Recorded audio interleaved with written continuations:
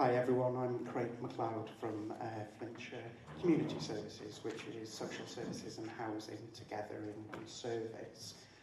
I have to be honest, my heart sank a little this morning when Anne was talking about, because she described those people who use loads of jargon, loads of long words. I just thought, well, that's me.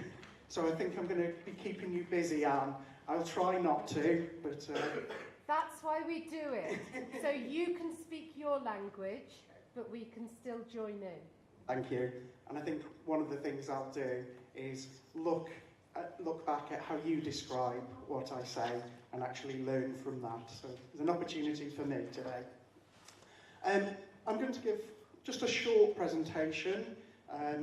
In the middle of it, I hope we're going to have a conversation.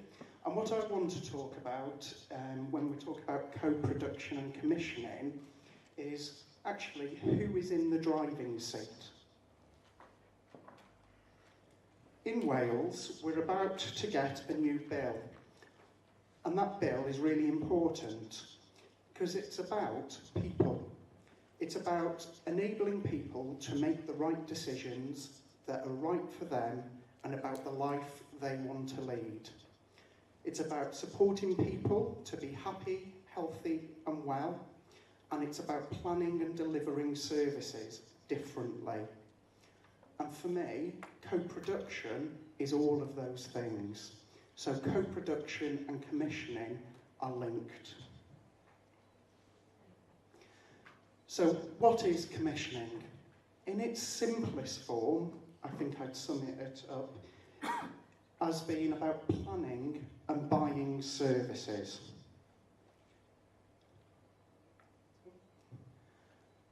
So what does good commissioning look like? Well, I'm going to give you a personal perspective. I'm going to tell you what I think, and then there'll be an opportunity for us to get together in our groups and talk about what we all think good commissioning looks like.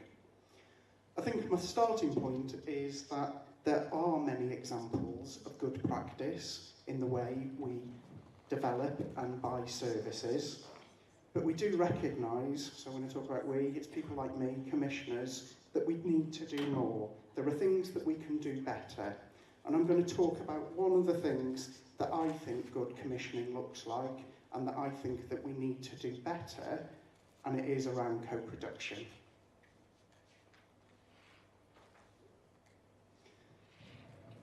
Commissioning starts with looking at what type of services do we need. And this is where people like me traditionally start to look at people's ages, start thinking, well, people are getting older, there's more complex needs, and we start to think, right, let's think about what people need. And because they're older, because they're more complex, they're going to need more services. We look at what's happening here, what's happening in other places. We look at what we are already providing, and sometimes we look at what we don't provide. That's all valid, but I think the problem is it can lead us down a route where we're designing services, and the services we end up are all about solving problems. Now, as we design services, we do speak to people, involve service users and the wider community to shape services. Often we go out and say to people, what do you want from services? What would a good service in the future look like for you, your family, the community? But then what we tend to do is design the service for people. So we talk to them and then we go away and say, yeah, we've listened, we're going to go away and design it. And often we see people as being passive recipients, and that means people, they will receive the service, they don't have any actual involvement or engagement in how that service looks. So the area for me for commissioning is that we need to be much better at recognising people's strengths and resources. The bottom line is people have a lot to offer. They have a wealth of strengths, experience, capabilities and insights. But I have to ask myself, as a commissioner, do we really understand local assets as well as needs? And do we help people to help themselves at an individual and community level. This is a slide, it's a slide I've taken from a presentation produced by Ralph Broad, who's the Director of Inclusive Neighbourhoods, and some work he does around local area coordination. This is where I'm going to ask you to start having some conversations. What does that picture say to you? So I'd ask you on your tables to have a discussion about what does that picture say to you. So within the way we look, design and shape services, what does the picture say to you? And then we'll ask you as a table to feedback, say 3 points that you think it says to you.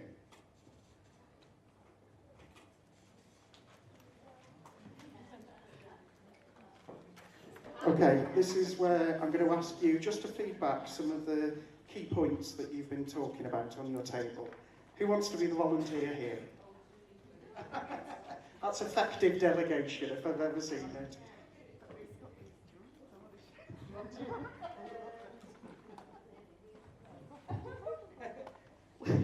We think that really they've not really looked at what the dog wants, and it's not really appropriate. The dog wouldn't want to be walked by a helicopter because it's so restrictive, which is a waste of money and resources. Thank you. This table? As everyone looks at the floor. Who wants to do it? You do it? Thank you. Yeah, we've certainly got down that it's restrictive. We felt that it would create more problems than it actually solved. Wouldn't be accessible. Yeah, certainly not a great use of resources, and felt that it started really with the available resources and then tried to put them to the problem rather than what the problem was, i.e. the dog needed walking. Thank you. This table? Everyone's pointing at you. Oh, me? Oh, you shouldn't. Quite loudly, sorry, I might put it down. Well, we thought the dog was saying, who's there? Feel a bit rough. And Denise said it's like helicoptered in services, whatever you need. That's what you're going to get.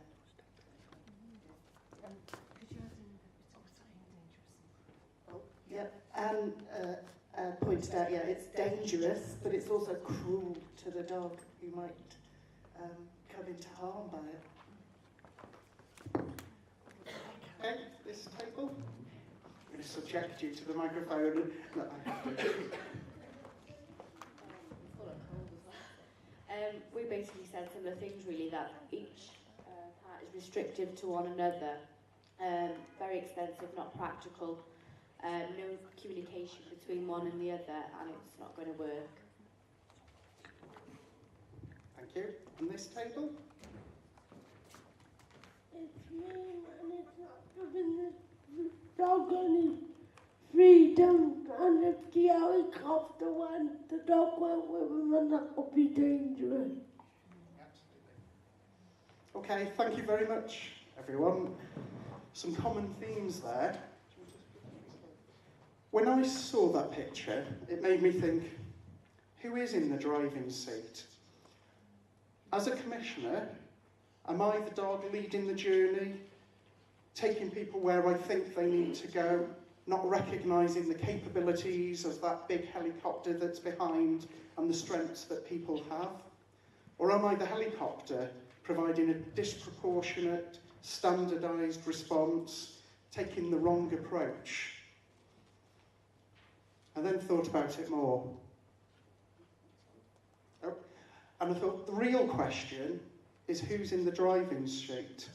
Do we have an equal partnership? And that picture wasn't an equal partnership, whether we thought the dog, the helicopter, whichever way round. The real question is this an equal partnership?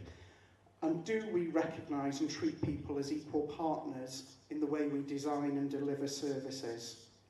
We must involve people in all stages of commissioning. It is a shared role. For me, it's about looking at what people have to offer, what they can do themselves, as well as the needs, and then agreeing the response to meeting that situation.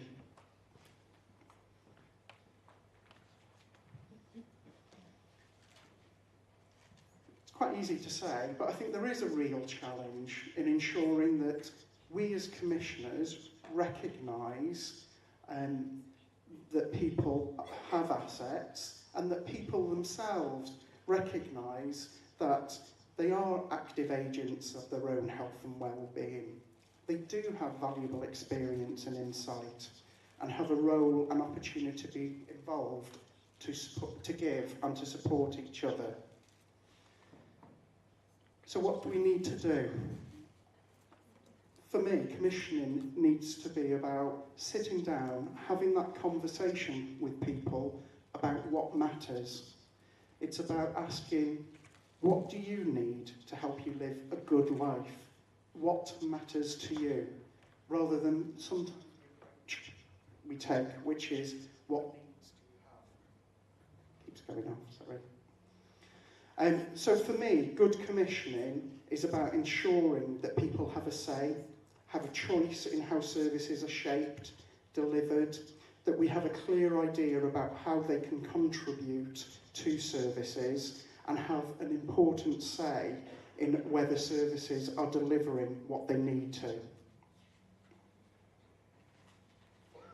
At the start, I talked about the new bill that's come in and the focus there is in that bill around well-being. And I said that I felt that there are strong links between co-production and well-being. And NEF, the New Economics Foundation, have produced a document. Can we just go back one? Called Co-Producing Commissioning. And they are very clear that taking a co-produced approach to commissioning enables people to connect through shared experience and being involved.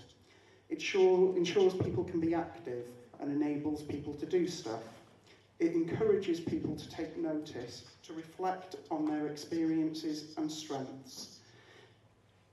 It keeps people learning, taking control, challenging themselves, and opportunities to give, so people can share their assets, their role, give their time, skills, and expertise.